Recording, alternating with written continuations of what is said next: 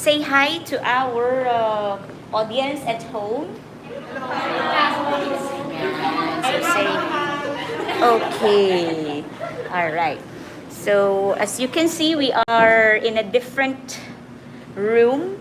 Okay, just because they're still fixing some things in the other room. So I hope your classmates at home do now have the link. You may share if you have the cell phones with you, and if you have data, you may want to share the link to the leader at home or in our group chat so that they can also join, because the purpose of this YouTube live streaming is for them to be able to witness also what is actually happening to us in our second face-to-face. But technically, this is your first because you are batch 2. Again, welcome and good morning, batch 2. Good morning. Okay, you're not yet used to that traditional greeting because you were at home for the last 2 years. Okay, no problem about that. So I hope the visual is bigger than the first time. Okay, so at this point, I would like to ask you. Okay, I'm seeing Sheila May. Good morning, Azel. Okay, good morning, everyone. Thank you for joining us this morning. And like what is posted in front of you is the subject. Teaching profession.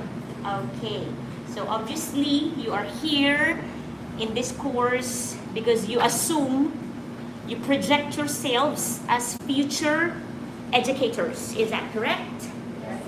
Okay, so there we go. I'll just leave my pointer here.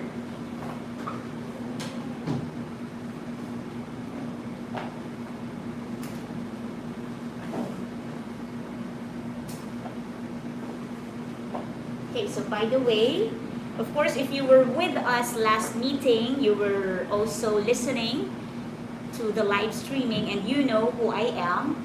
Okay, but just for a refresher, I am Dr. Cecilia R. Alagan, your instructor for the subject teaching profession, and at the same time, your head of academic programs. So if there are concerns, of course, you can always come to the office. Okay? All right. I hope you are all doing well. Yan. Kindly give me that smiling eyes. Smiling eyes na lang tayo because we are all covered. Okay, smiling eyes. Ay, ang ngiti ngayon sa mata-mata na lang. Yan. Okay. Kahit yung lips na kamtikon, ganito lang. Ganito lang. Sample lang, sample. Nakatikon. So that's the smile we give because of our masks. Okay. So let us see. Of course, before we start anything as future educators and as you practice the teaching profession in the future, I hope this will be practiced in the future. Do not forget to always give reverence to God. Always start the class with a prayer. Okay? That way, we can also instill the love of God to our students. Because I believe that in our lives, that is the foundation of all love and respect. The love of God. Now, as you can see here, everybody read. I missed hearing the reading of students. So, all together in 1, 2, 3. The fear of the Lord is the beginning of knowledge, but fools despise wisdom and instruction. Okay, this Bible verse, Proverbs 1:7, when you go to high schools, when you go to preschool, this is one of the verses that is always posted in the rooms, in the classrooms. The very reason why we also believe, do you believe that the fear of God is the beginning of knowledge? Ay, parang dalawa lang. I think I just heard two. I will repeat. Do you believe that the fear of God is the beginning of knowledge? Yes, ma'am. Okay, that is better. All right. Who wants knowledge? Who wants to become wise? Come on, give me your hand raise. I want to see the hands because I am raising my hand too. I want knowledge. I want the wisdom of God. Correct. Okay, thank you so much for the hands. You may put them down again. Of course, we all want to have knowledge and wisdom. The very reason why you enrolled in this university, right? You're going to school. It's because of your desire to have the knowledge and wisdom. But it said that if you want knowledge, you have to fear the Lord. And there's an opposite part here. Okay? Fools despise wisdom and what does it mean? What does it mean to you? All right. What do you mean by that part? Saying fools despise wisdom. Anyone? Any idea from my beautiful class? Later on, I will get to know you one by one. Don't worry. All right. We just have to pray. It is just a prayer, but this is how we put you into praying. Okay? Fools despise wisdom. Wisdom or a fool is the opposite of someone who is wise or knowledgeable. So you have to choose. If you want to be wise, what do you have to do? But if you do not want wisdom, you will become a fool. Okay, so if you want wisdom, you have to listen to instructions. A great leader is a good follower. So marami, no? We have so many things to talk about this morning. So, at this point, let us all put ourselves in the holy presence of God. Because we want knowledge, right? So we seek God this morning. I will lead you into prayer. Okay, just to give respect to God, you may rise if you want. Let's all stand and put ourselves in the holy presence of God. Dear Lord, thank you so much for this morning that you have given us. Thank you for the second batch of BSED English 2. Thank you for being able to see them in person as well. Continue to give wisdom and knowledge to these students and also our students at home. We thank you, Lord, for this opportunity of meeting. We just ask to give us knowledge and wisdom, and of course, put the fear of the Lord in the hearts of everyone here, including me, so that we could live the way you want us to be. Also, Lord, guide us for this whole day. We will be together the whole day, and all of the dealings that we will be having for this day shall be under your grace and mercy. Thank you, Lord. This is our prayer. In Jesus Christ, we pray. Amen. Okay, thank you for praying with me. You may now take your seats. All right. So, Module 1, right? But before we go to this one, I would like, of course, as mentioned earlier, to know you one by one, just to get the attendance. because finally I have my printed class record. The first meeting, I think I was not able to do that. Okay.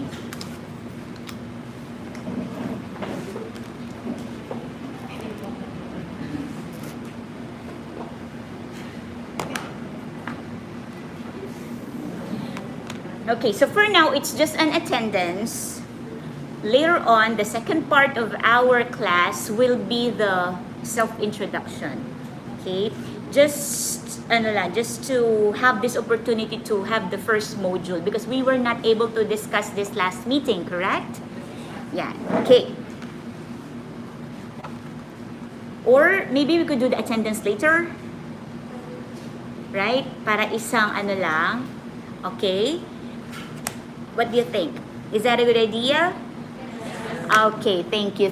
I think that is better. So we will proceed to our module 1. So dapat mamaya babalik kayo because the attendance will be in the afternoon. Okay? This is an exciting topic. You know, the teaching profession is one of my favorite subjects because this is where we learn our value and responsibility as a teacher. So for the first module, we have here the teacher as a person in a society. So do you believe that no man is an island? Yes. So definitely, even if we are teachers, even if we are the one transferring knowledge to our students, we need to be part of the society. So how are we going to project ourselves as a teacher in society? Because teaching is the highest calling. It is said it's the noblest profession. So how are you going to do that? So for the topics here, we have the philosophical heritage, formulating your philosophy of education, foundational principles of morality, values formation, and teaching as your vocation, mission, and profession. If you would look at this PowerPoint, there are so many big words in this slide, isn't it? Who can share that with me? All right. Okay, just pick some big words that you see here in this PowerPoint.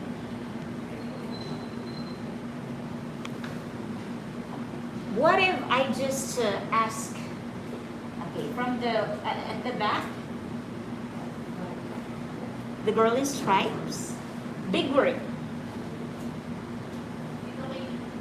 Education, next. I'm sorry? Mission. Okay, next. Vocation. Morality. Philosophy. Yes, the one raising. Values formation. Correct. Next. Education. All right, mentioned. Yes po.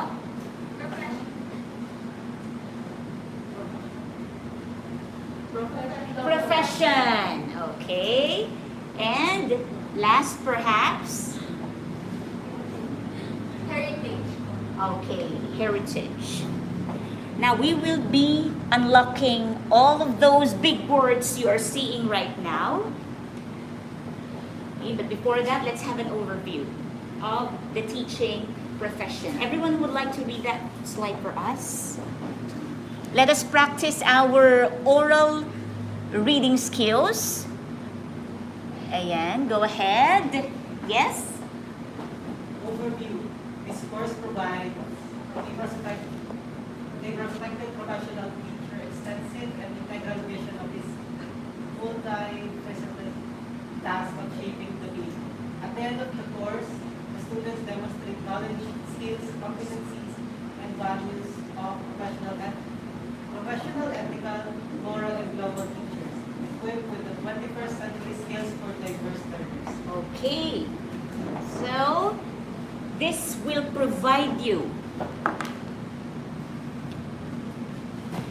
Shout out to our viewers. Wow, we have 21. Okay, before we go to that, good morning everyone. Just go on, send comments down there just to be able to have this participative learning. Okay, I would like you to focus on these words. Everybody read. Shaping the people. Imagine how God loves the teachers. Jesus Christ himself is a teacher, isn't it? He is the greatest teacher of all. Now, you have to put this into your hearts that we have this multifaceted task of shaping the people. You will be forming how these individuals will be in the future. The effect may not be instant. For example, you are handling this class right now, and then you are teaching them, inculcating values, and at the same time, since your course is English, of course, you will be English teachers, I project, okay? And then, the effect or the result may not be instant. Hindi naman yan agad-agad makikita mo agad na magaling na siya mag-English or mabuting tao na siya. But as that individual go on with his life, all the things that he has learned from the teacher, eventually, those will be absorbed. So, shaping the people. That's why it's shaping. It takes time. So we have to be patient. Okay? Of course, at the end of this course, you will have to demonstrate knowledge, skills, competencies, and values. You know what? The competency is already there. You are here as English major students because you already have a knowledge in English, correct? Di ba meron na? So you just have to develop it. Competencies, knowledge, skills, but how about the values? Values of professional, ethical. Wow, big words. Professional, ethical. Everybody say professional. Professional. Ethical. Ethical. Moral. Moral. Global. Global. So these are the things that we want to see from you as future educators, equipped with the 21st century skills for diverse learners. Now, for our objectives, of course, define philosophy, as simple as that, because we believe that we always, as a successful individual, you have to always know the basics. Some of you might think, oh, philosophy, we always hear that, philosophy here and there, it's just basic. But you know what? A professional will always need to go back to the basics before you go to comprehensive. Diba? The comprehensive ones, you have to always know the basics.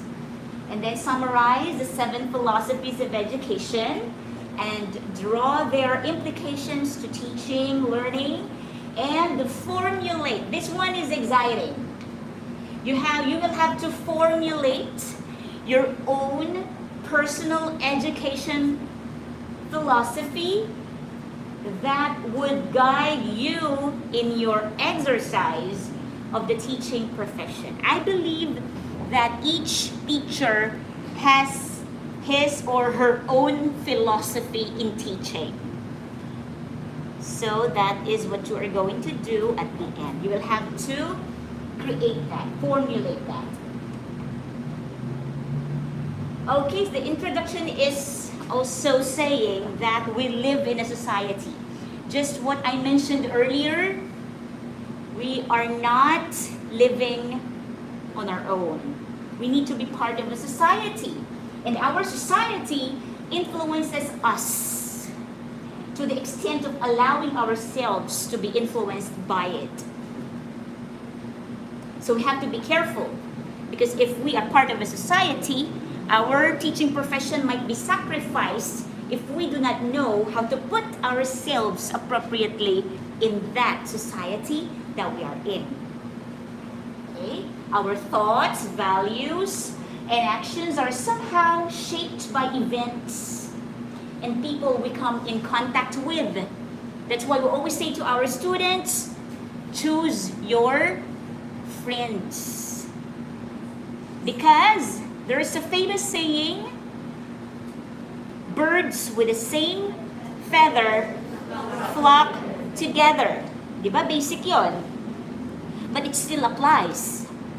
And another quote, or who can remember, who can state that here in class? Another quote about choosing friends. Yes? Tell me who your friends are and I will tell you who you A are. round of applause for him. Yeah, that's correct. Tell me who your friends are, and definitely you will be identified also. So we have really to be careful of the people we come in contact with, especially friends. Correct?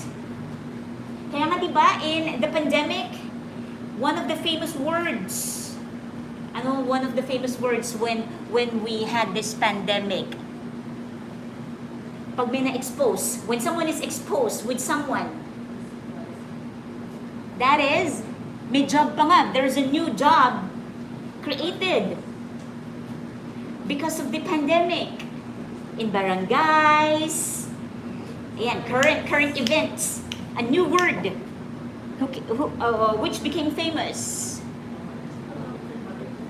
It's contact. Correct. Okay, may hiya pag gano'n. There's no, di ba? Contact tracing.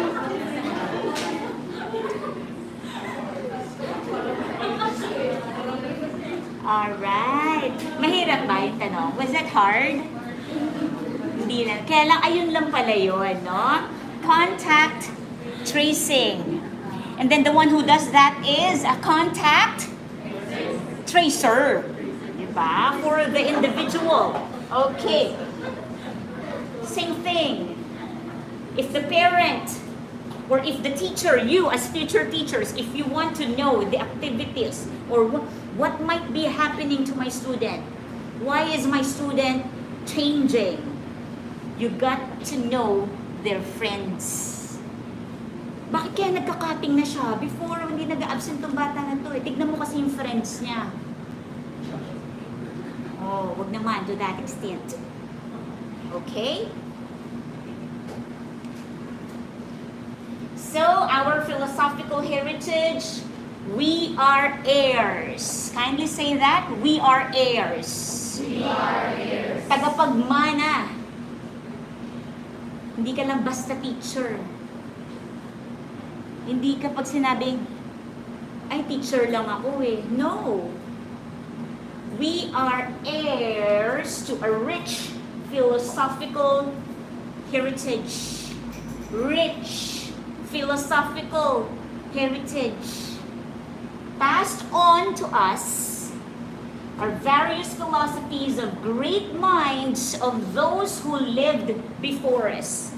And I would just like to go back to the first thing I said earlier, rich philosophical heritage, because Jesus Christ himself was the first and greatest teacher of all. So, namamana dapat, yun dapat, we should be following the steps of the greatest teacher of all, because we are heirs. So, hindi tayo basta-basta, ay, dito lang kasi ako napunta eh, kaya nagturo na lang ako. Ito lang kasi yung, this is the cheapest, most affordable. This is the available program. So, you are not there because of accident. You're put there because you have a purpose. Do you believe in that? You have to. Okay, you have to. The question is, who am I? Kindly tell that to yourselves. Who am I? Ask yourself, who am I? Don't sleep. Talk to yourself right now. Who am I? Say it. Who am I? Do you know who you are? Do you know why you are here? Is it just for the purpose of complying? For the attendance? Or the requirement of the course or program you are in? What are you living for? In Filipino, di ba may nauso sa atin yan? Okay, para kanino ka bumabangon? Today, I woke up for you. Because this is our first face-to-face meeting. I was even thinking about you last night. Totoo yun. Pag teacher ka, iisipin mo yung klase mo. Kumusta na kayo mga estudyante ko? You will know that when you get there. Definitely. And then, finally, why do you teach? Definitely, it's not for the money because this job is not well compensated. We will not get rich in teaching. Later, we have that topic. Alright, bago tayo maiyak, let's proceed to the 7 philosophies of education, which are, everybody?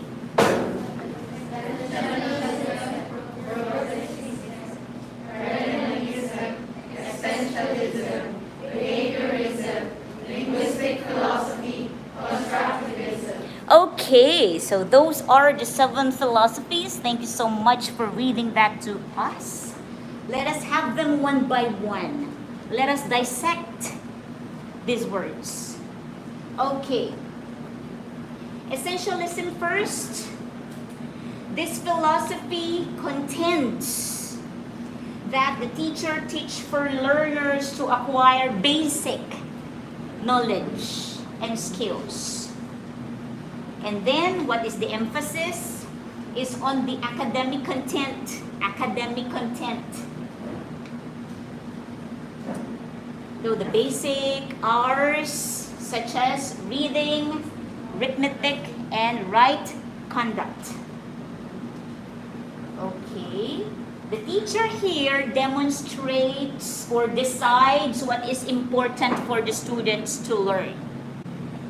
Okay, medyo maliit, no? Not so visible. Okay, anyway, just listen to me. And then, an essentialist are teachers who emphasize mastery of subject matter. Okay? And teachers are expected to be intellectual and moral models. Bibigat, no? So while we are defining each philosophy, I want you to think about which philosophy will you be in the future. As in, when you hear it, ay ako yan. Parang gusto ko maging ganyan.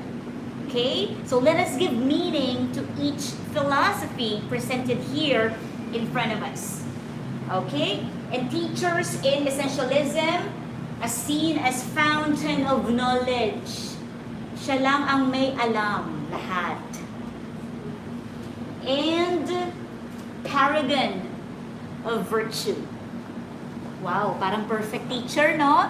You're the fountain of knowledge and paragon of virtue. Yeah, thank you so much for playing and watching, my dear students at home. All right. Okay, let us proceed to the next. Another. What's the next one?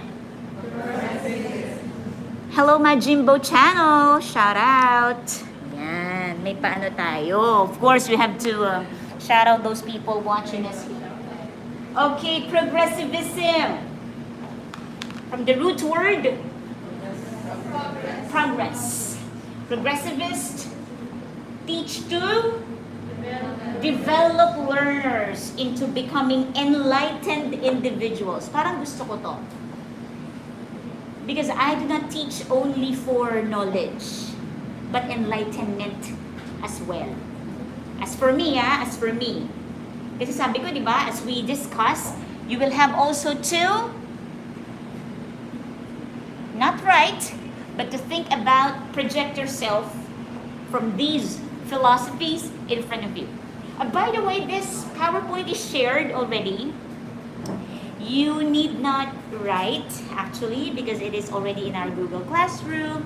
Pero pwede rin, kung sinisipag kayo magsulat, you want to experience writing again. Remember, as a teacher, we are always about to write. And also, you will have to practice your writing skills. Kailangan, di ba, pag teacher, sabi nila, maganda raw magsulat. Ayan.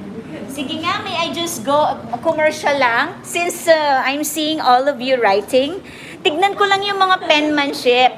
No judging. I will not judge you. Maiba lang, di ba? Tingin ko lang yung mga sulat ng mga teachers natin. Okay. Wow, teacher na teacher. Ayan, tignan natin mga sulat. Ang gaganda. Beautiful, beautiful handwriting. Oh, that's perfect. Ang sisipag magsulat ng yung mga nasa bahay, kindly give heart reacts.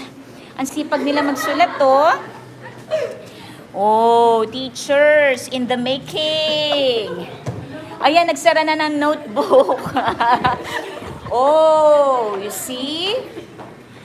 Look at the handwriting of these. Wow, principal. Principal. Wow, why not? O, diba, mga teacher. Look at these individuals. Ang sisipag talaga. Uy, alam nyo pag teacher talaga, masipag magsulat, masipag, ano pa ba? Magturo. Dapat masipag magturo. Alright, look at the handwritings. Tinago na ni... Alright, handwriting. Oh, drawing. Tingnan mo. Ayan, ang ganda. Look at those. Okay, may highlighter pa. Ayan. Nahihiya si Kuya. Look at those handwriting. O, diba? Ang sisipag magsulat.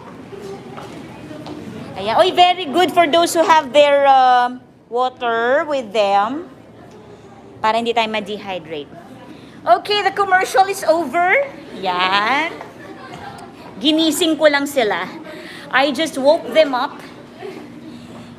Diba? Alright. So, progressivist is or are identified with need-based. What does the student need? Or is it relevant? Okay, parang maganda to, no? Progressivist. And the curriculum should respond to the needs of the students. And progressivist teacher employ experiential method. And the teacher here believes that a student learns by experiencing. Alright? Next. Perennialism. Anyway, this will just go pass through this. We'll not discuss deeply because this is already posted also in our Google Classroom. Okay, perennialism developed the students' rational. Maganda rin to. And moral powers. You know, nowadays, I believe it's so hard to teach morality. Why? You know what? I was once a values education teacher in the DepEd. Ayan. Talagang sulat pa rin sila. Oh, ang sisipag na magsulat. Exam na ba agad, ma'am? Parang gusto nila mag-exam. Ayan. Gusto nila mag-exam. They want an exam. They are... they are in clamor. Please, ma'am. Please, ma'am, give us a quiz. Is that it? Oh, isulat kasi kayo ng sulat. You know, when you're writing, you are like giving that impression to your teacher na, "Ma'am, may notes ako. Mag-quiz ka."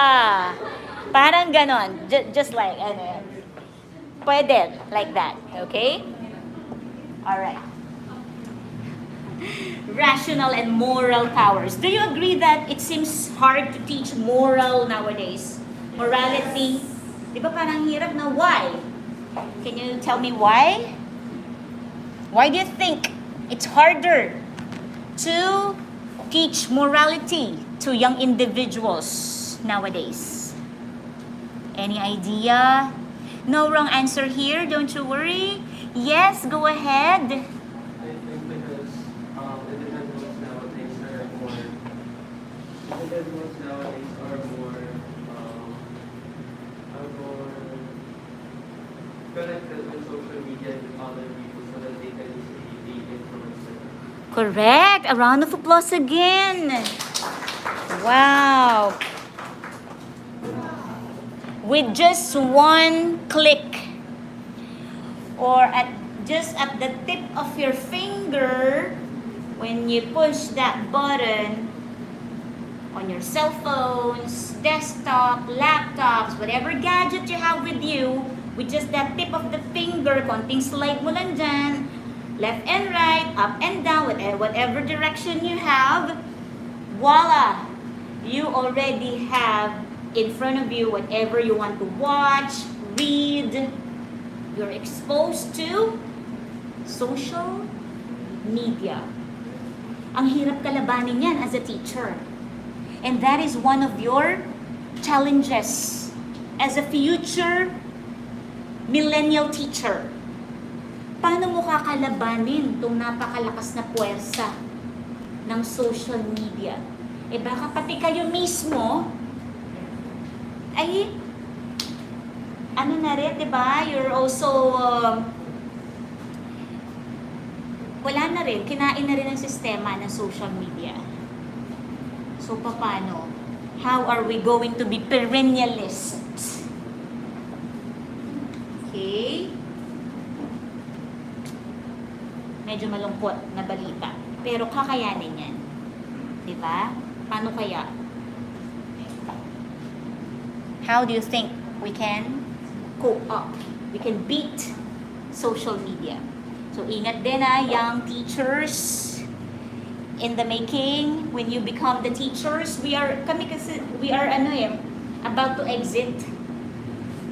Diba? We are about to exit. We are slowly phasing out. And you are the next generation. So this is important. So the others, basahin nyo na lang at home. Alright, when we have our asynchronous time. Okay, so for existentialism, from the root word existence,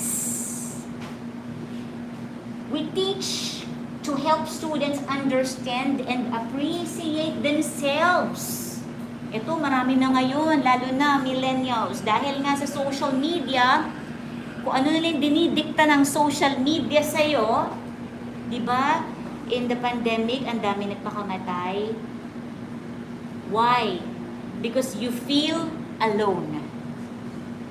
You feel you are not important. You do not understand people around you, and you do not understand yourself anymore. It seems the voice of the majority is like putting you down, and you tend to believe it, that you are not worthy. But you are worthy. You should appreciate yourselves. Yeah, give your shoulders a tap. You, sabi mo, I am worthy. I am worthy. Diba? Kasi minsan kung ano yung nababasa mo, ano na lang yung sinasabi ng iba sa'yo. That is the image that you create, but you forget to listen. Okay?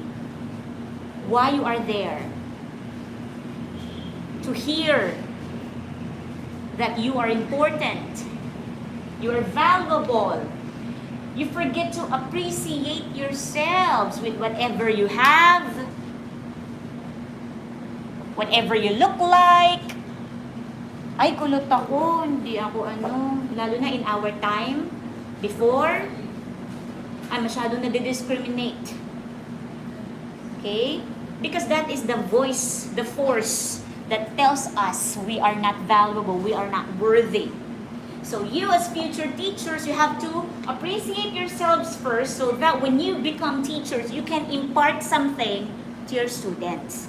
That they too are unique individuals. Everybody say unique. Unique. Iba-iba tayo. We come in different shapes, forms, color, height. Just imagine kung para-pareho tayo. That would be too boring, right? So that's why God created us uniquely. That's why it's existentialism. You have to understand your existence. You have to value your existence. And for you to do that, you have to understand yourself and appreciate yourself. And that's what you're going to transfer to your students. Accept complete responsibility. You are responsible for your own thoughts. So what are you thinking right now? Are you always thinking of negative things? Are you always worrying? Are you in doubt? Are you sad? Are you alone? If that is your thinking, then definitely you do not understand and appreciate yourself. Everybody say responsibility. Responsibility. May responsibilidad kayo sa sarili ninyo at sa future students ninyo. Pati sa nararamdaman nyo, the way you think, the way you feel. Pag lagi kang malungkot, teka muna. Diba? Don't allow it to happen to you.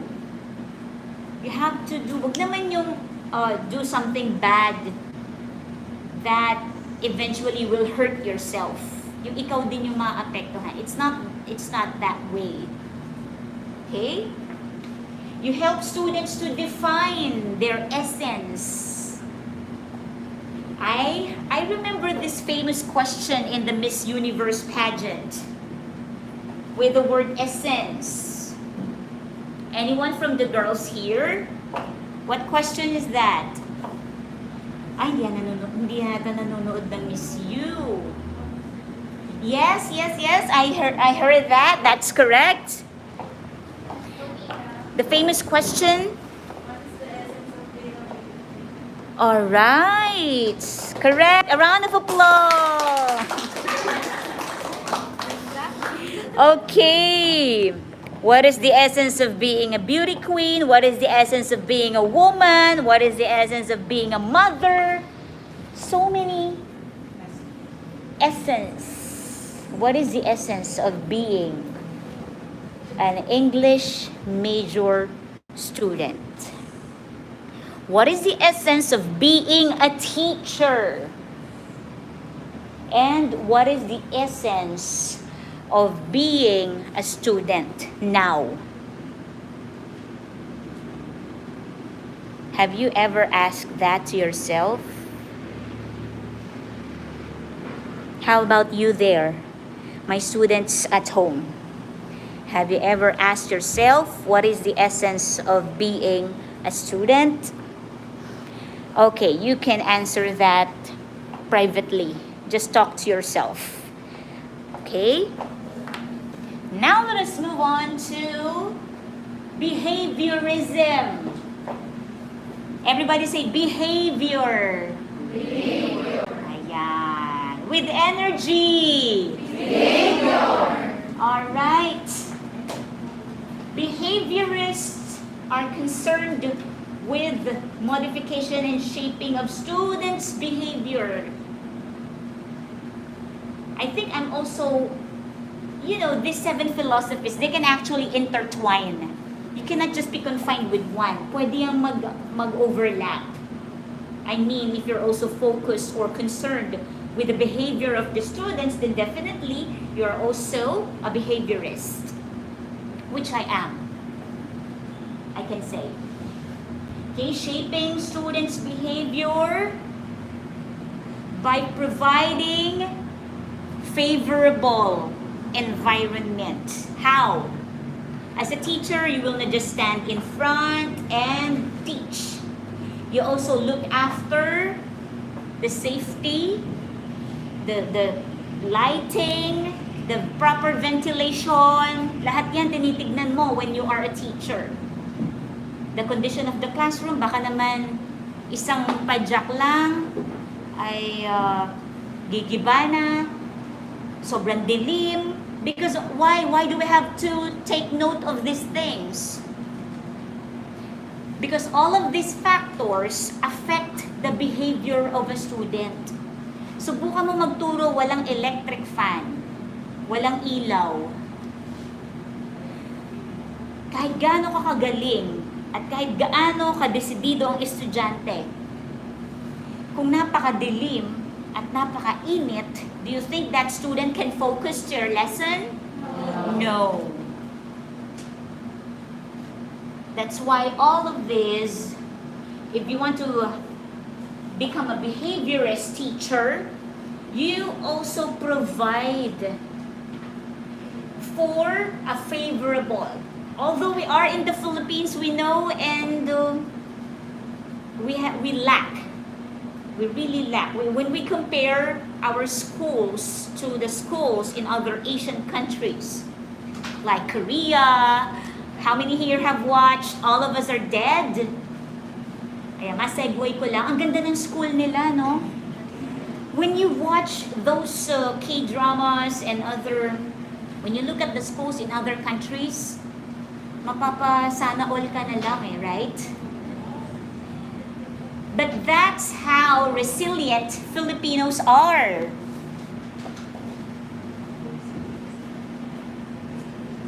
Hello? Are you not proud you're a Filipino? Because why? Why should we be proud? We can still produce quality students despite the not so favorable environment. Sila dapat lang di ba? Ang ganda ng environment, everything is provided, free food, water, air conditioning system, lighting, equipment, lahat provided Mag-aaral ka na lang talaga.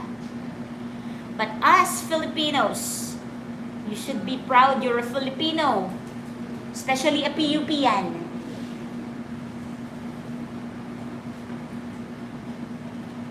Because our training ground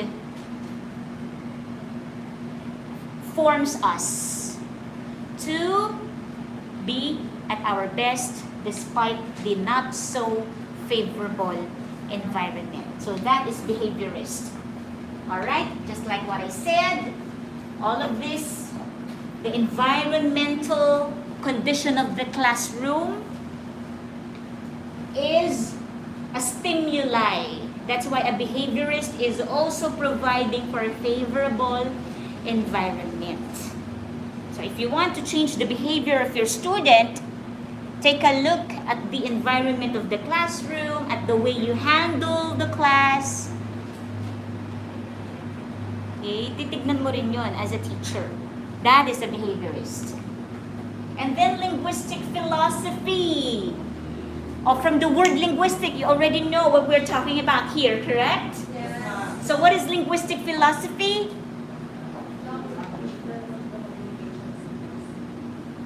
Everybody?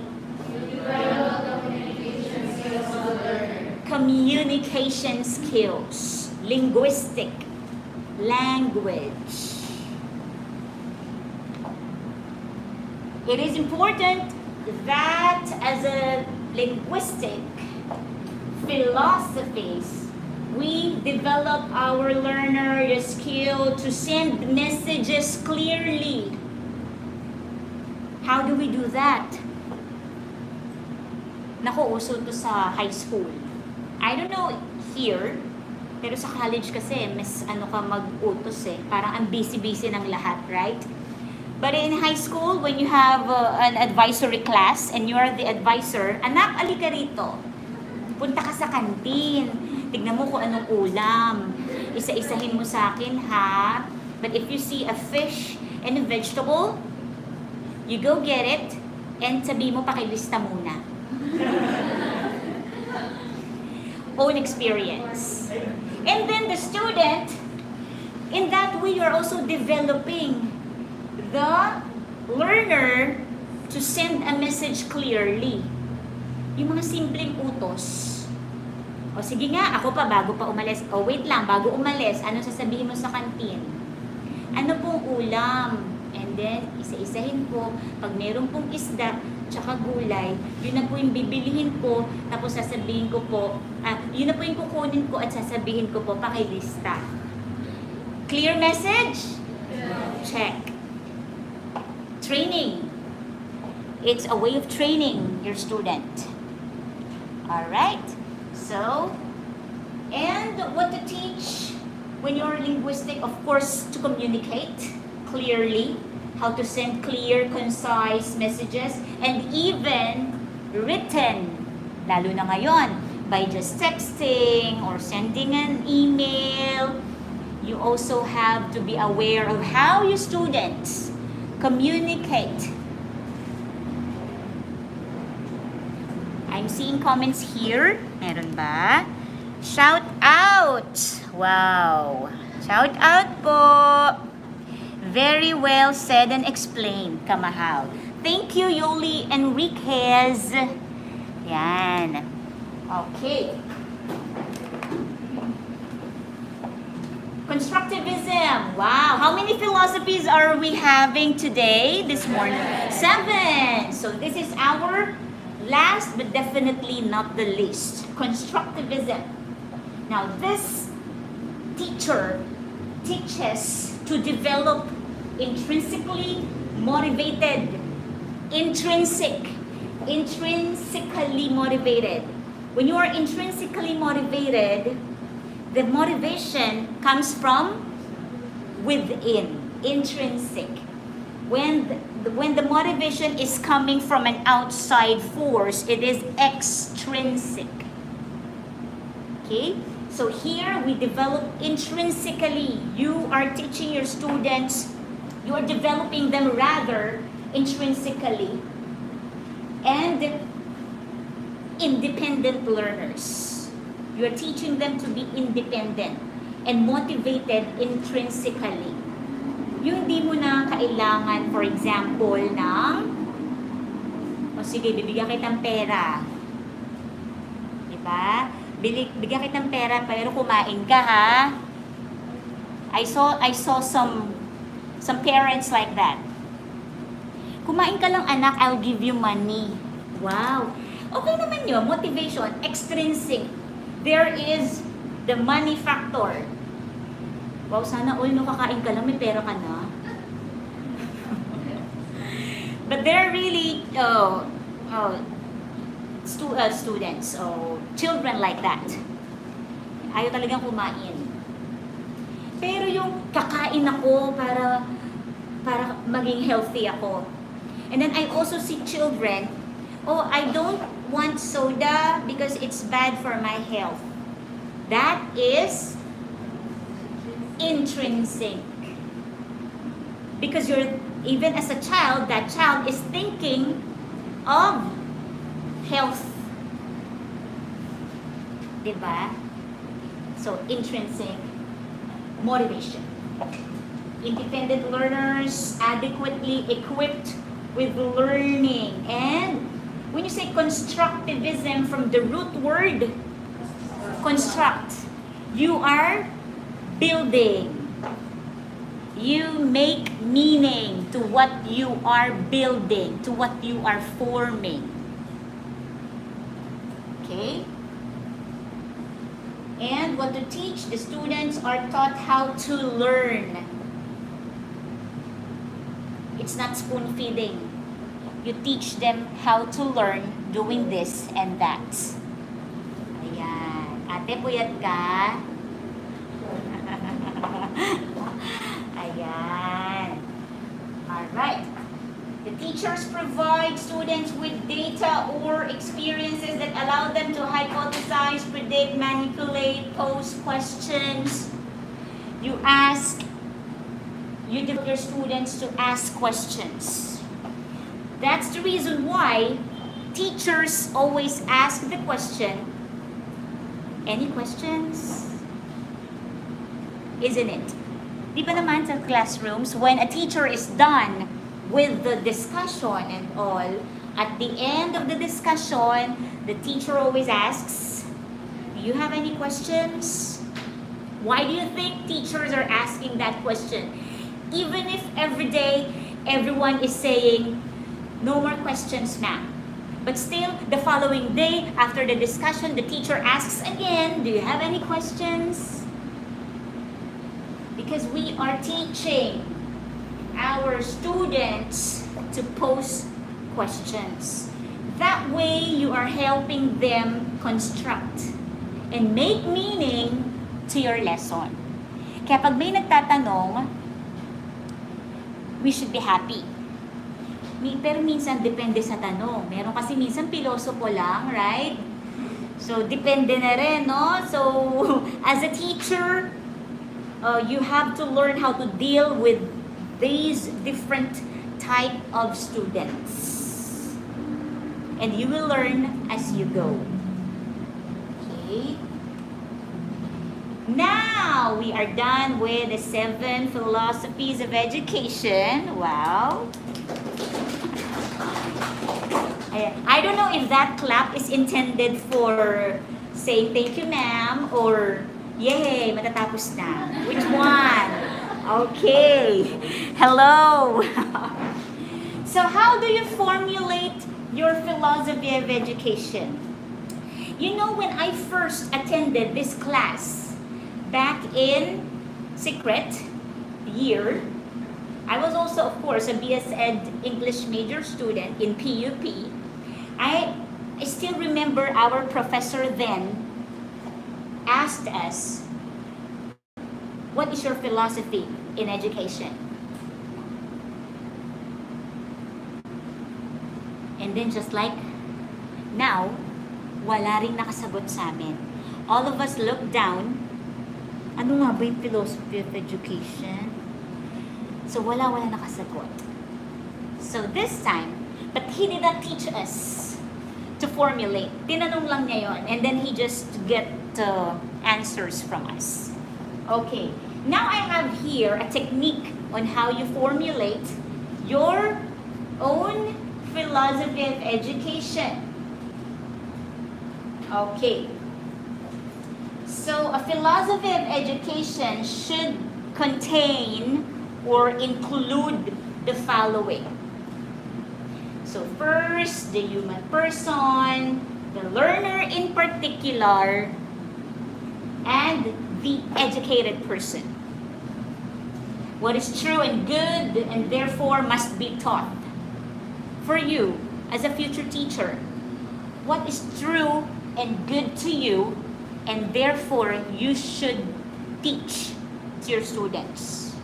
What is good? Iisipin mo yun. So you have to think about it. Really, analyze yourself.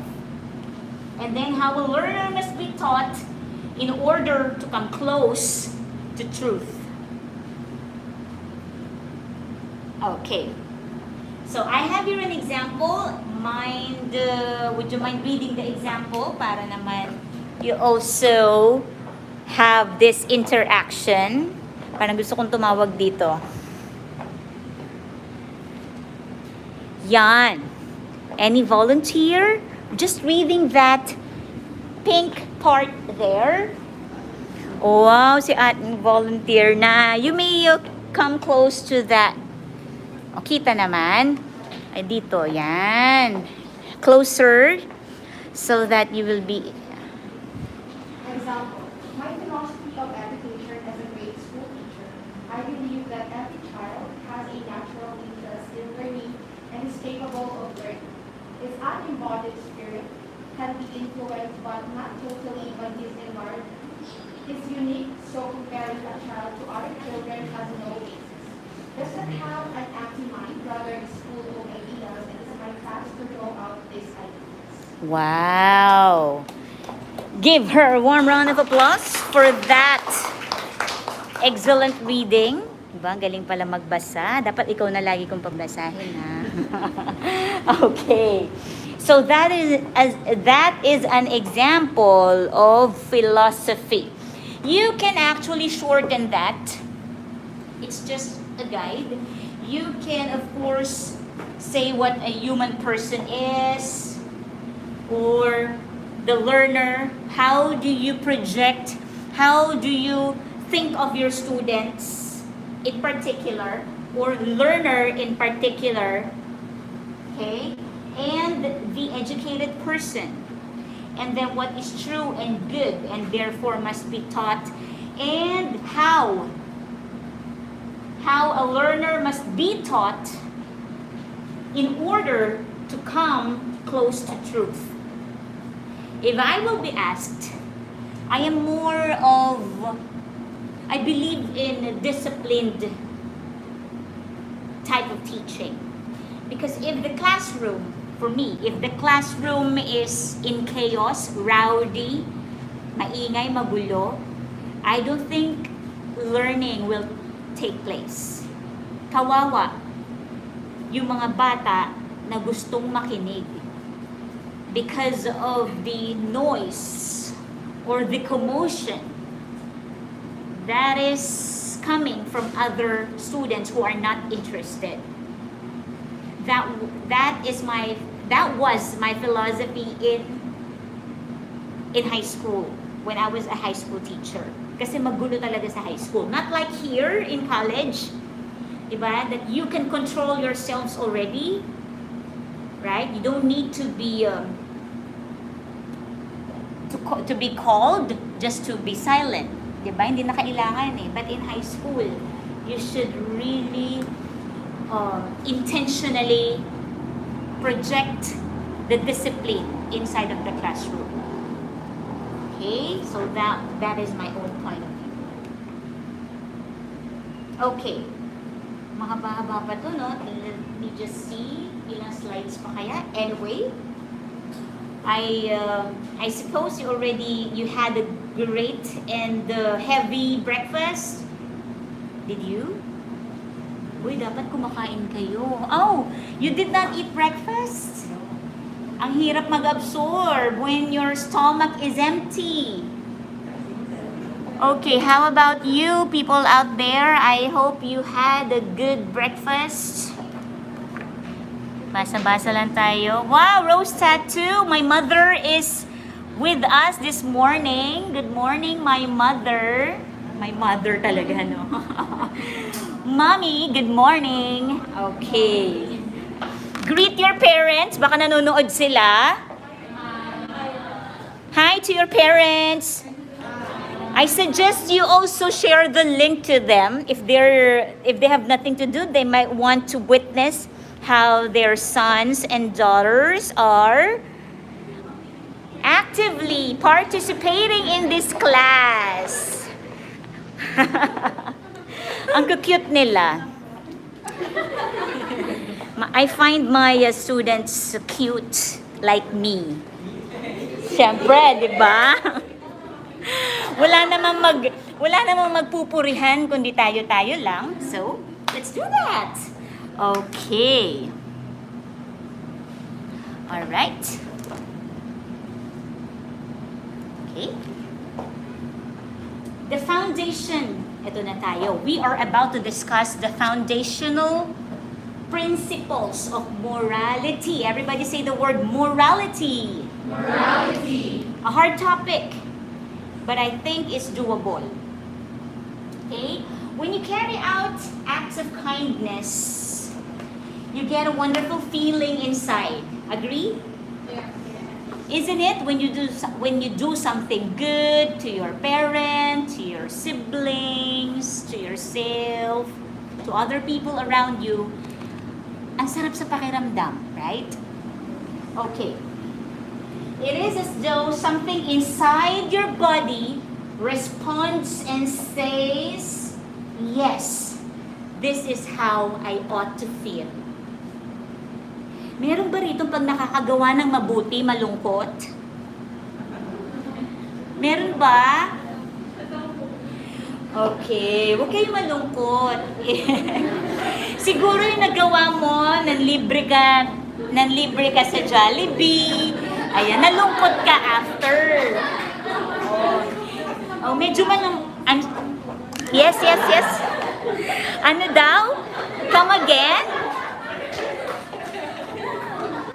Come again? Ano feeling ko po kasi ma'am na mabawasan yung masama? Ay, grabe siya.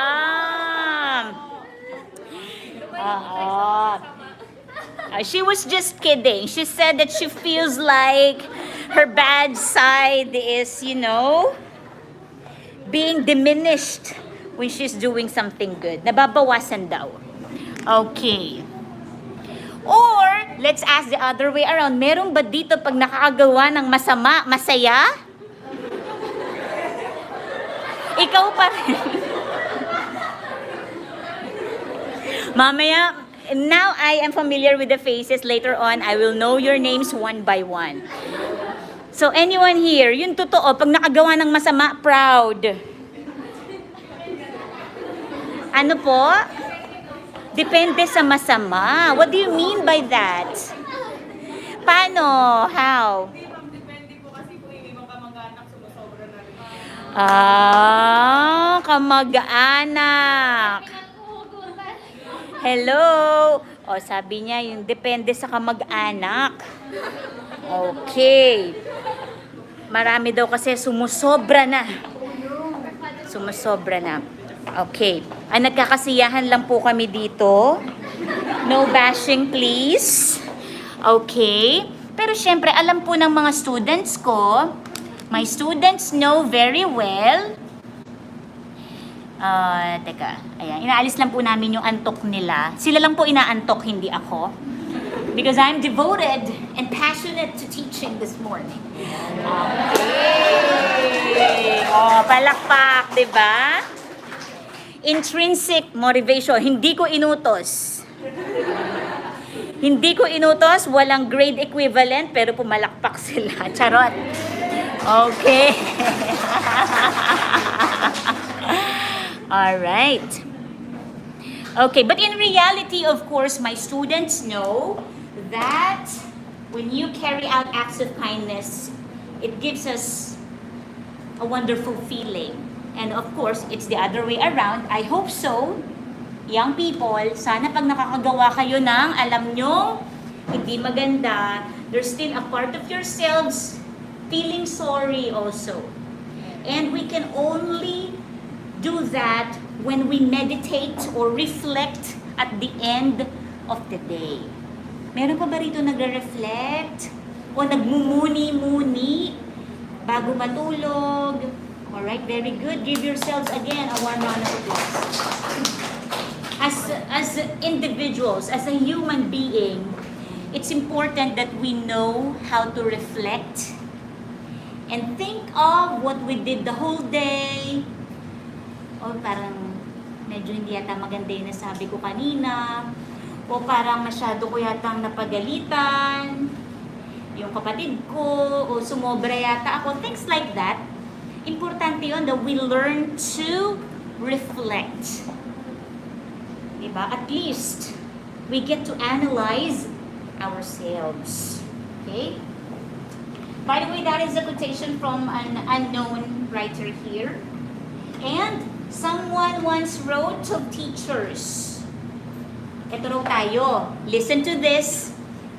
Importante to kasi minsan when you are already teaching, especially for several years or quite a number of years, the passion, nawawala na yung passion, nawawala na yung love for teaching.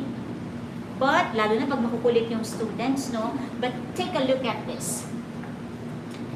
Even in your worst day on the job, teachers, hello? Ayan, this is for you.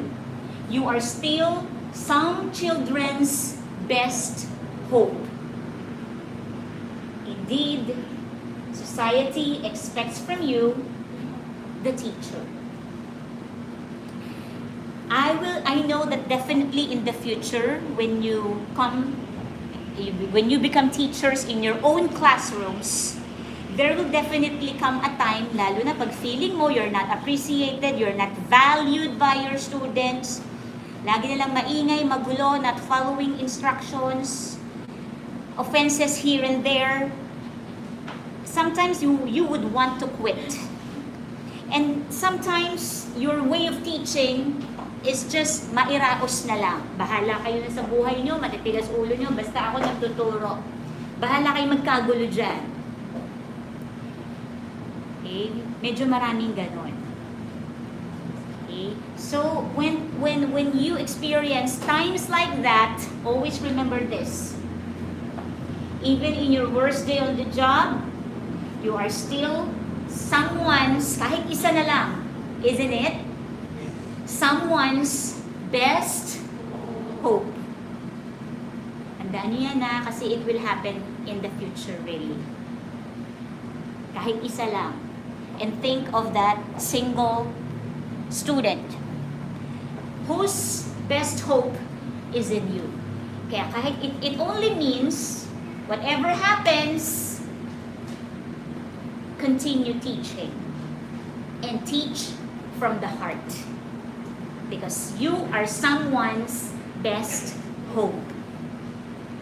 Okay? Understood? Okay.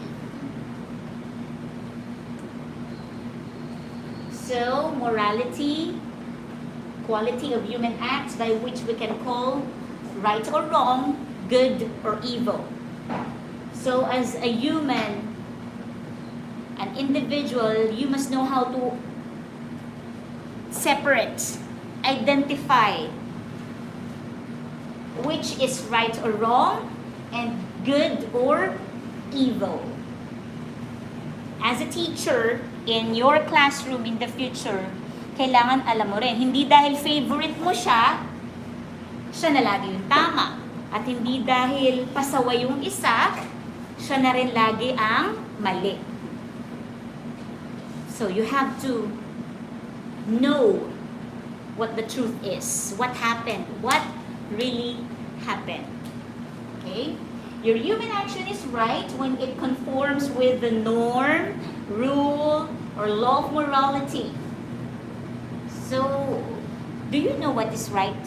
Which is right from wrong? Okay, so we do not have a question about this. Right?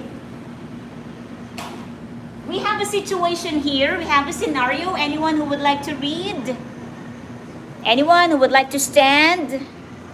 Ayan, and come forward. Okay, kita naman. Okay, go ahead. For instance, when one gets the pencil of pressure without doubt and another's permission, one's action is wrong because it is inherent to the norm. Still, it is wrong. Agree? Yes. So when you're a teacher, for example, naku, usong-uso sa classroom. Let's focus on this example. You have Juan and Pedro as your students, and then you saw Juan gets the pencil of Pedro without permission. Nakita mo, as in, right in front of you. Tumawid si Juan going to Pedro's direction and basta na lang kinuha. What will you do as a teacher? Sige nga. No wrong answer here. No judgment whatsoever. What will you do if you are the teacher in charge in that class?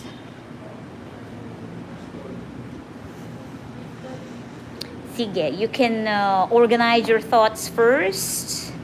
Nakita mo, as in, like me, here in front of you, discussing. Oh, class, we have an activity.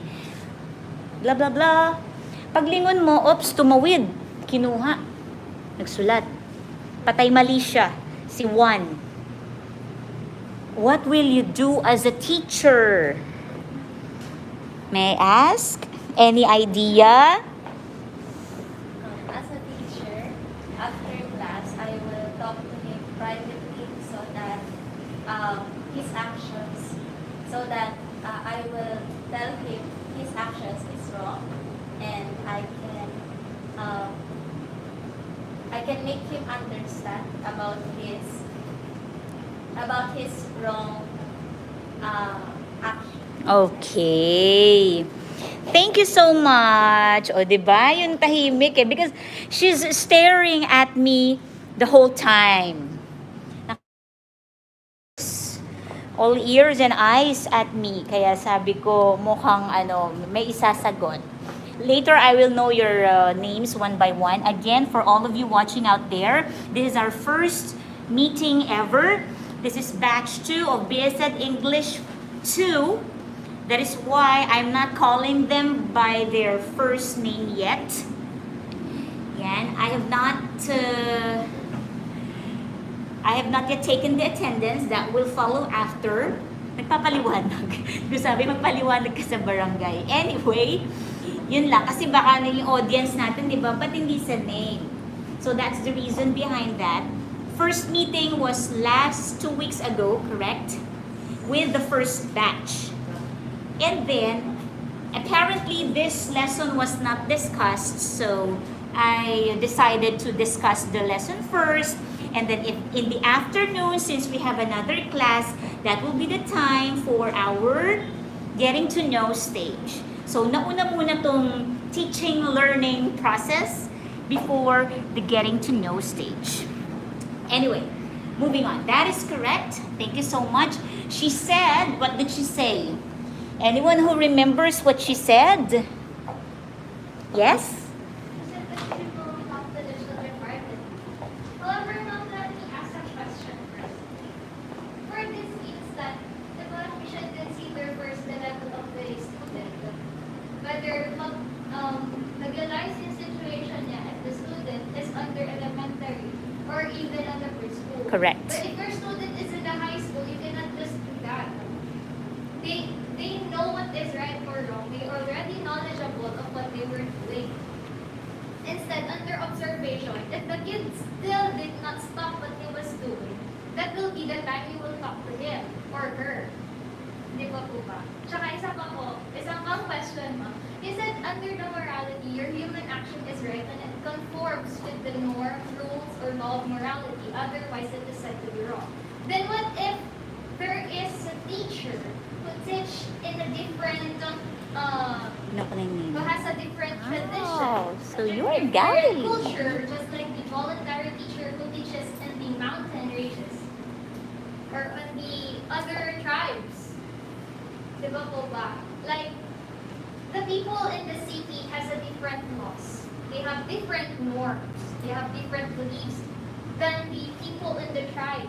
Correct. Then the teacher observed that for her, it is basically wrong. But for the children who thought and grew up in the tribe, it is morally right.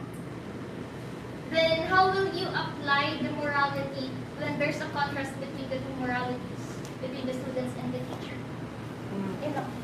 It depends where you are in.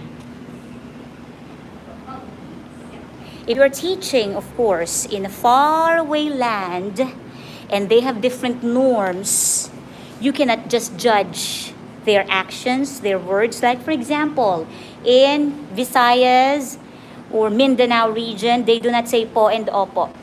So would you say that if a person or your student is not saying po and opo to you, that student is already rude?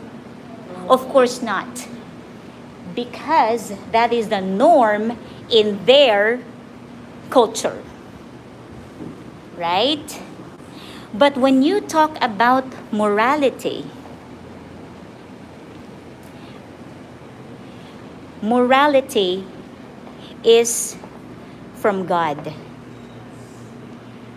Definitely, whatever the morality, the rules of morality you have in the mountain is the same morality that we have even in the city.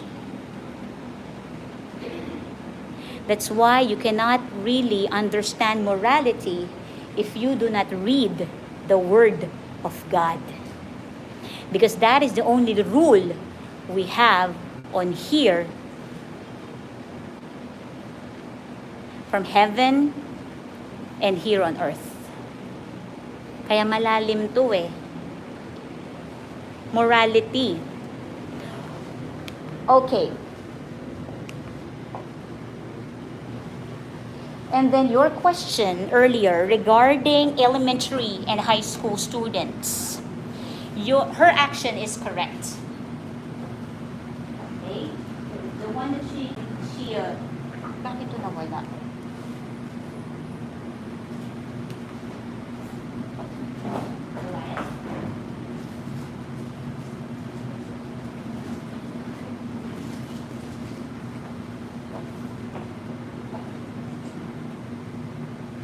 Okay. It's a simple scenario of someone stealing. Regardless if that person is elementary or high school, stealing is stealing. You have to teach as early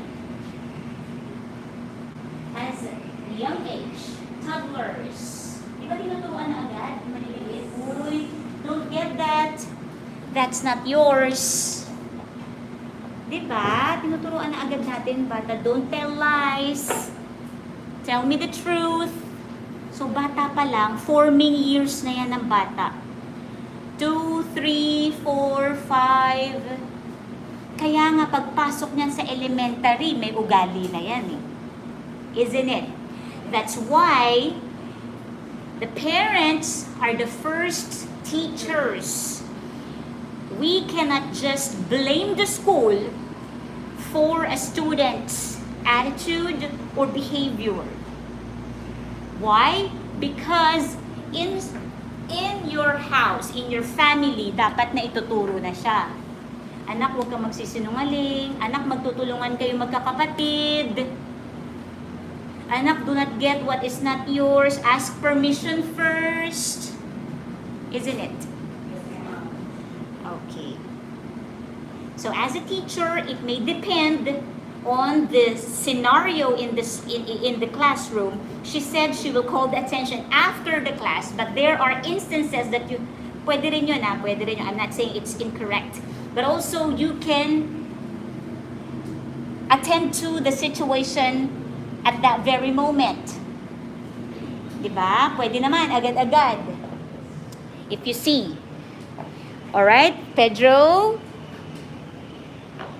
You can talk to Pedro. You don't have any pencil. I'll give you one. Kindly return it to your classmate 1. So, marami. There are different timing. But I say, as soon as possible, if the need arises, you correct in a very nice way. Hindi mo naman sabihin, oy, magnanakaw ka. Balik mo yun. It's not like that, di ba? May ano rin talaga, merong word choice. Di ba? And the way you deal with your students. Ako kasi, personally, if you will ask me, right there and then, talagang I really correct.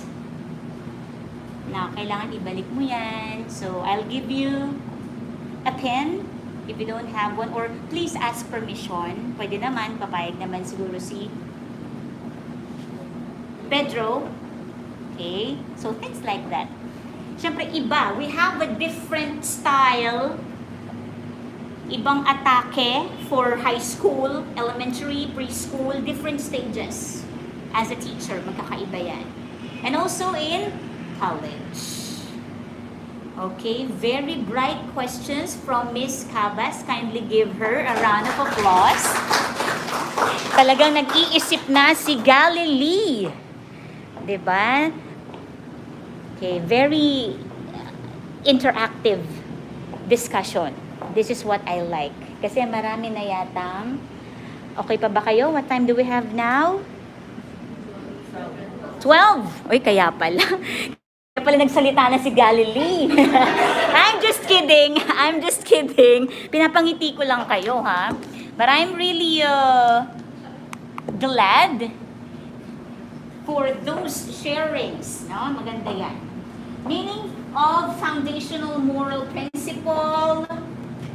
The word principle comes from the word princeps, which means a beginning. That's why we're talking about principles of morality.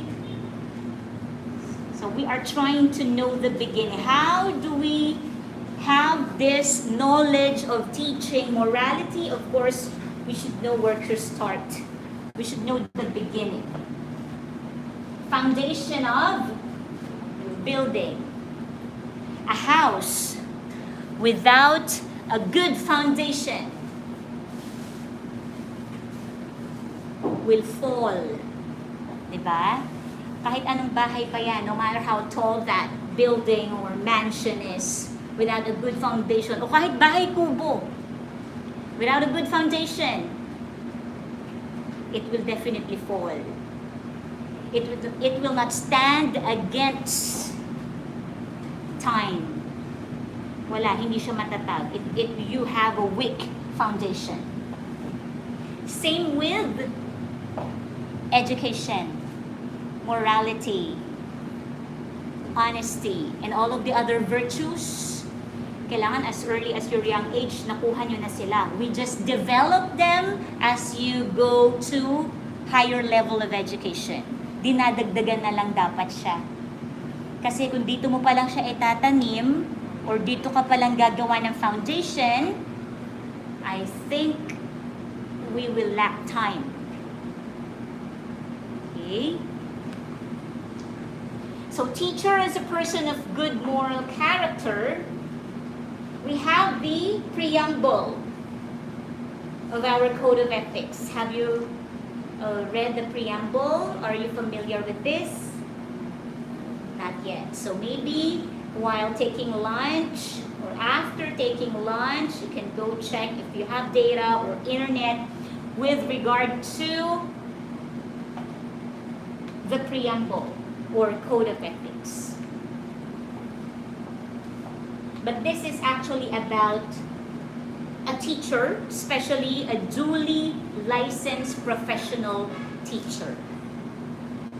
Okay. What are you expected of? Teachers of or having a good moral character. You are said to have a good moral character when you are, everybody read this aloud. Human, loving, virtuous, and mature. Madaling maging tao, mahirap magpakatao. That's why the first word here is human. Are you feeling the pain of other people? Are you sad when someone is sad? Are you happy when someone is succeeding? Loving. It said in the Bible, we should love even those who hate us. Even those who are not lovable. As teachers, you love your students even if they are not lovable. Hindi pwedeng pag-iinitan mo, tatandaan kita, humanda ka sa akin. So, walang ganon, ha? We do not become subjective. Dapat lagi tayong objective. Correct. Especially in giving grades. Kasi minsan, di ba, when you are hating someone, minsan pati sa grades, we do not do that as teachers. Whatever the performance, whatever the result, you give it to that student. Even if sometimes that student gives you headache or disrespects you, okay lang. Because at the end of the day, we are all accountable. Kanino tayo accountable? Okay. And to God. Meron naman totoong judge. Right? So, moving on. Virtuous. All of the different virtues, like what I said earlier, honesty. What else? What other virtues you have in mind? Yes?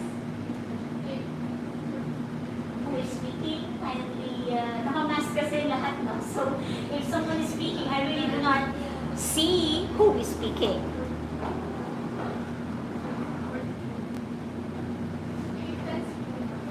I'm sorry? Patience, honesty. Correct? Thank you. Nahiya siya. Don't be shy. Fortitude. Wow. Thank you. All right. And mature. Everybody say mature. Mature. How can we be mature? Or are we still immature? Am I still immature? I think so, in some aspects. Maybe I still am, even in my age. Diba? But what's important is, we are trying our best to become a good person. Ang dami pala, no? Values formation. Values, are values caught or taught? Naituturo ba siya o nakukuha lang? When you see someone, a person having values, who says values are caught? C, caught. Values are caught. Natututunan na lang siya kahit walang magturo.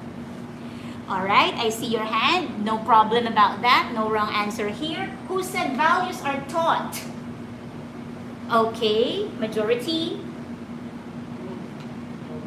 Another essential question. For me, you want to know my answer? Is it important? Does it matter? Yes. Both. Yes. For me, values are caught and taught.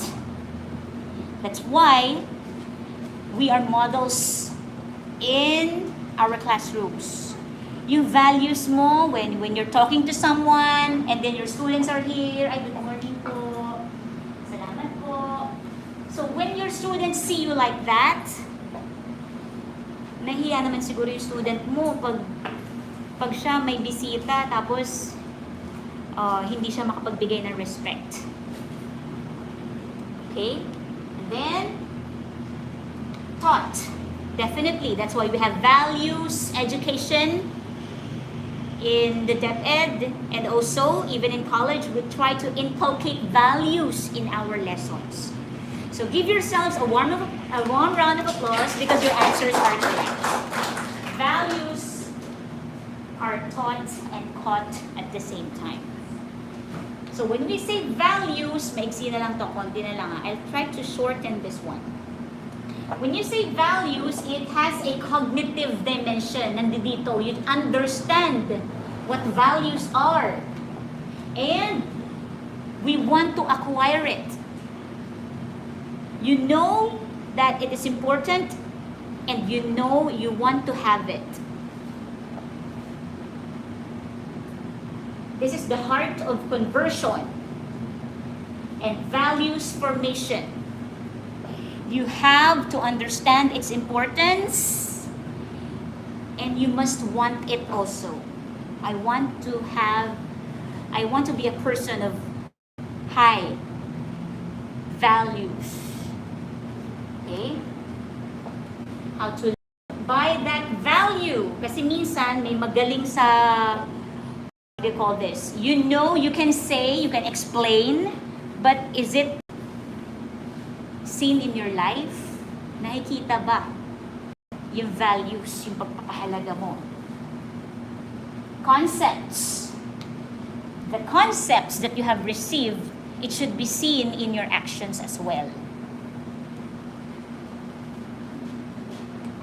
Ang daming emotions, so joy, love, interest, sorrow, anger, annoyance, confusion, enthusiasm, fear, hatred, surprise, and uncertainty. All of those emotions.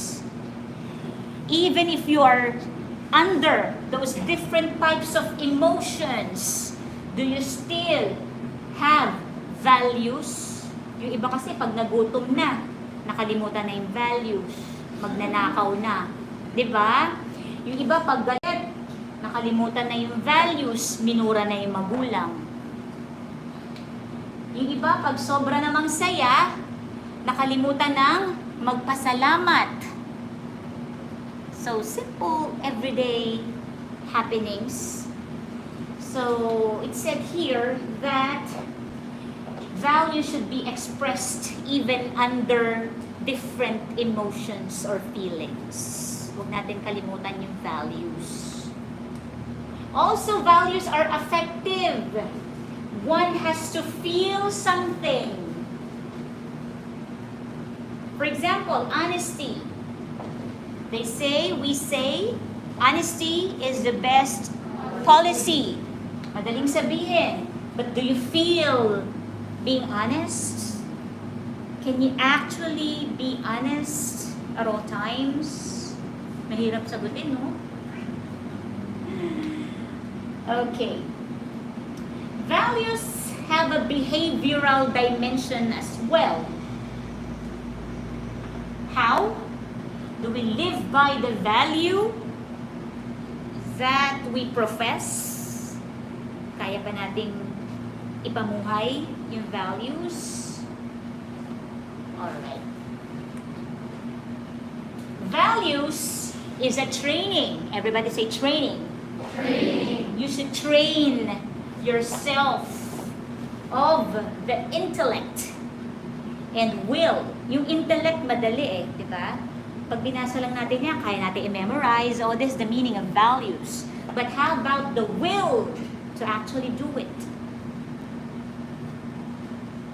Your intellect must be enlightened by what is true. It is therefore necessary that you develop your intellect in its three functions, namely formation of ideas, judgment, and reasoning. You start with the formation of ideas, then the judgment and the reasoning. Okay? Self-training, again. How can you self-train? Or how can you train yourself for values? Everybody? Everybody? Self-control. The more you can control yourself, definitely, the more you can practice and exercise values. Example. The more frequently man restrains impulse, checks inclination, persists against temptation. Can you persist against temptation? And steadily aims at virtuous living, the more does he increase his self-control. So if you can resist temptation, it's self-training. Pare, inuman muna tayo. Ay, gusto Gusto ko sana, pre. Pero ano eh, gabi na kasi. Baka nag-aalala na yung parent ko. Pasensya na. Next time. Self-training. Pero gustong-gusto mo na rin. Self-training. Therefore, ang ganda nito, he increased his self-control and therefore his freedom. The man who can control himself is definitely a man exercising his freedom. Yun yung totoong freedom.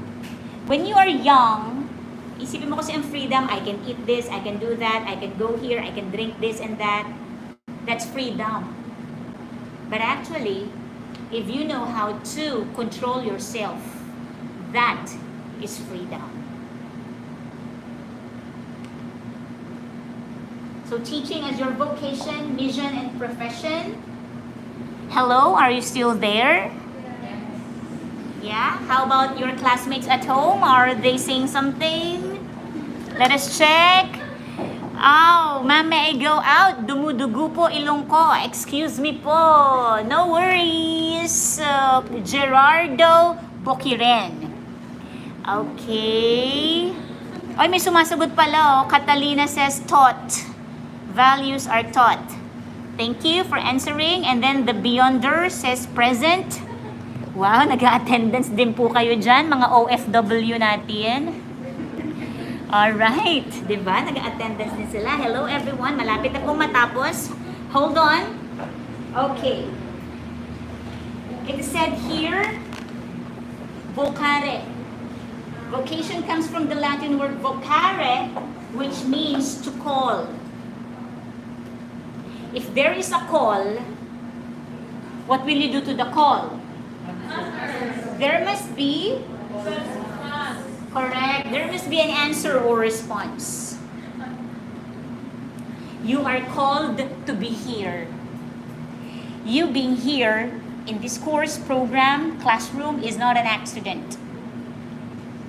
Remember that. Hindi ka na itulak lang. And it depends on how you will answer to that call. Teaching is also a mission. Mission, from the word, Latin word, to be specific, missio, which means to send. Like the example of Miss Galilee earlier, their teachers sent in the faraway provinces, tribes, there are teachers in the cities. So whatever that may be, that is your mission. Once a teacher, forever a student. That's why, for all of you here, be ready. Hindi natatapos ang pag-aaral when you graduate from this 4-year course. Like us, we never stop being a student. You always have to review, to read, because whatever you will give to your students, kailangan pinaghahandaan mo rin. It's much harder to teach in college. Why? Any idea? Why is it harder? Why do you think I said it is much harder to teach in college, wherein college students are already disciplined, determined? You do not need to correct them anymore. I mean, you still need to sometimes, but not as you monitor elementary and high school students. Why do you think it's harder to teach in college? Other hands, please. Wala na. Sila pa rin. Ayan, sila lang yung o yung mga inaantok. Speak up. Why do you think it's harder to teach in college? I think it is harder to teach in college because we are a step closer to professionalism, wherein we are expected to practice to be professional and to to be ready in any circumstances that may occur. That's all. Wow, thank you. Thank you for that answer. Any other idea? Why do you think ay nakatungo silang lahat? Why do you think it's harder to teach in college? I think it is because college are already have our own basic knowledge about something. Mm-hmm. And as a teacher, it can be hard to make your students believe what you want them to teach. Okay, you don't have to believe me if you don't want to. At the end of the day, diba, you're the captain of your own ship. We are just here to light the torch. Any other? May hinahanap akong sagot kasi. That's why. Why do you think it's harder to teach in college? Yes? You raised your hand? I think kasi po di ba pagka-college na, doon mo na malalaman ba ano talaga yung calling mo sa buhay mo. Parang sure ka ba na yun ba yung pinasok mo na yun? Parang kaya po mahirap magturo sa college kasi parang ikaw yung mag-i-introduce sa kanila na kung ano ba talaga yung magiging sila sa future. Kung ipiliin po ba nilang ipagpatuloy yung pagiging teacher or maghahanap pa sila ng ibang profession or passion nila sa future. Okay, you have a point.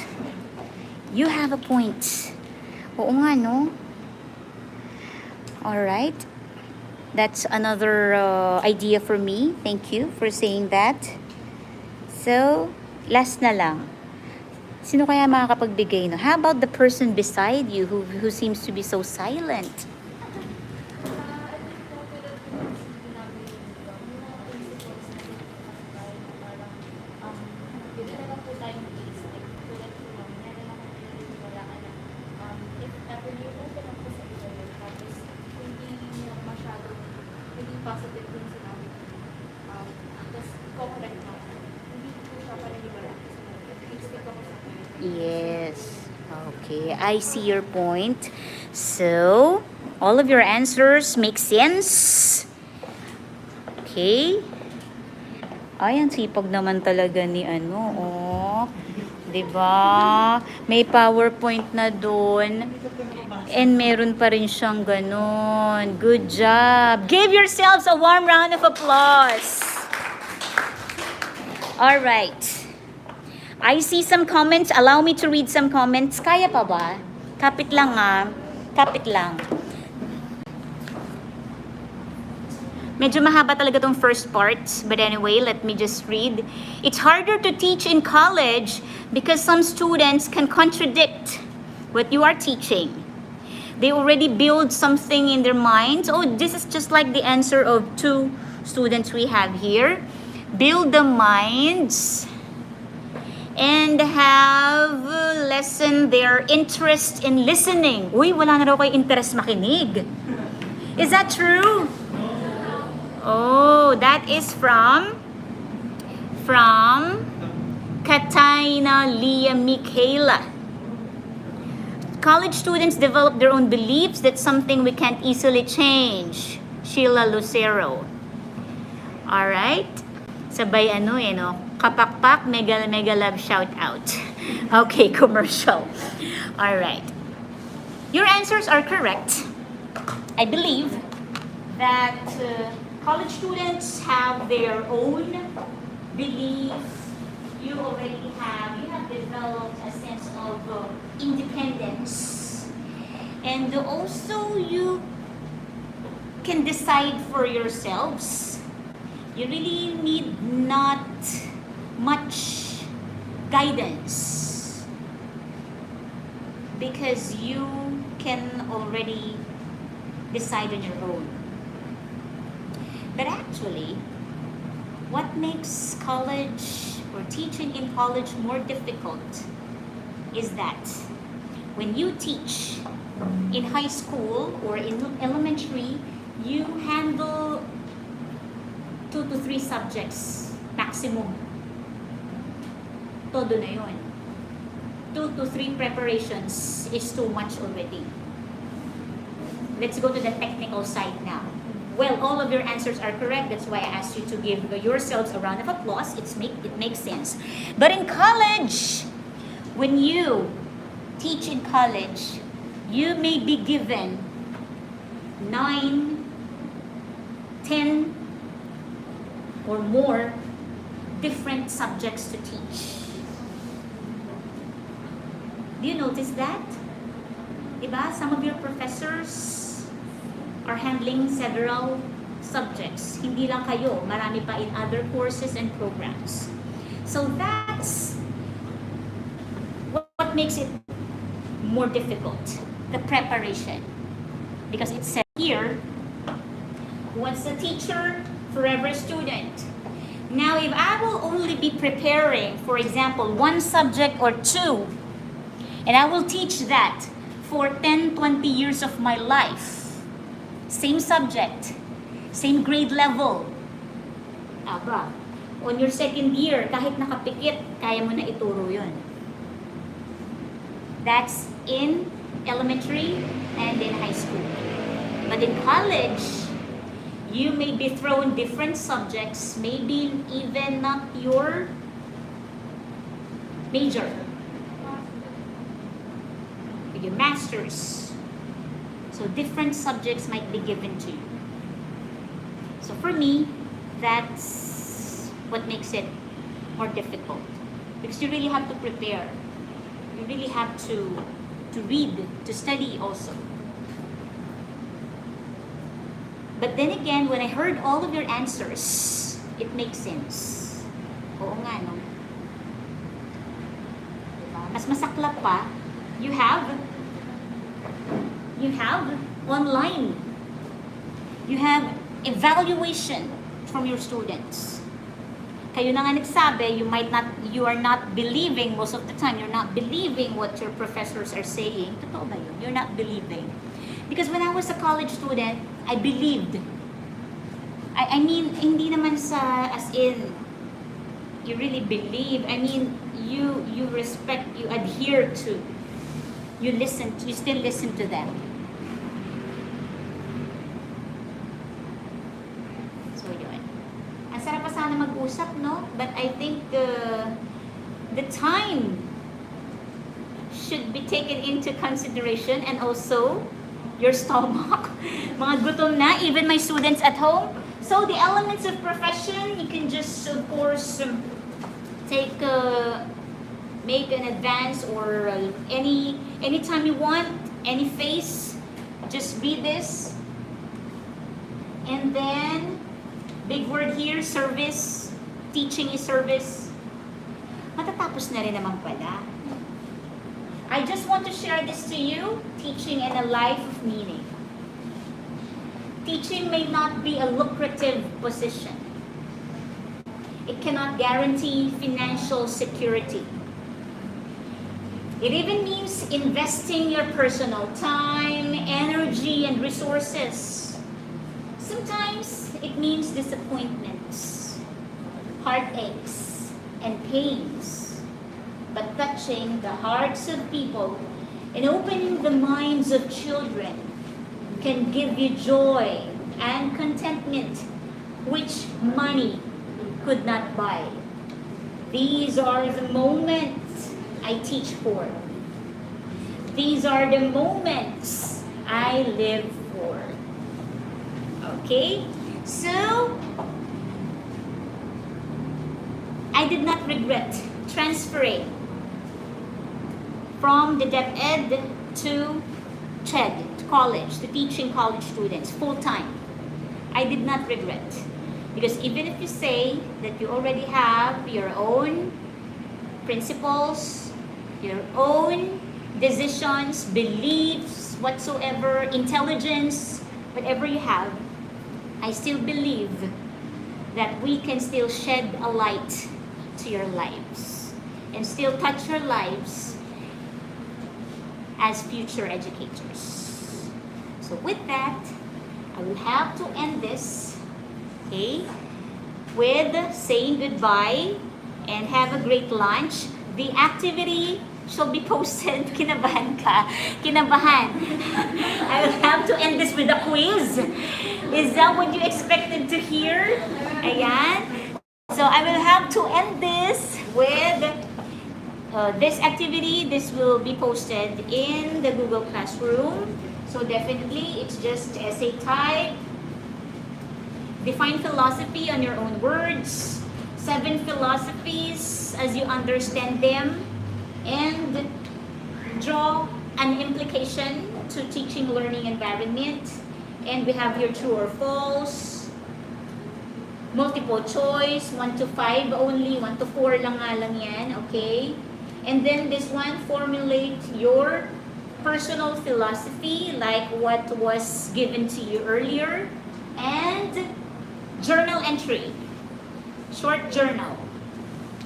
Just list 5 good things that you have to do as a teacher and 5 evil things you have to avoid. That's it. I know you are already, yes, like what you said. When you're hungry, you may go. All right, goodbye for now. See you again 2 p.m. You're welcome. Kayo rin po dyan at home, you may eat your lunch for now. See you again at 2 p.m. Bye.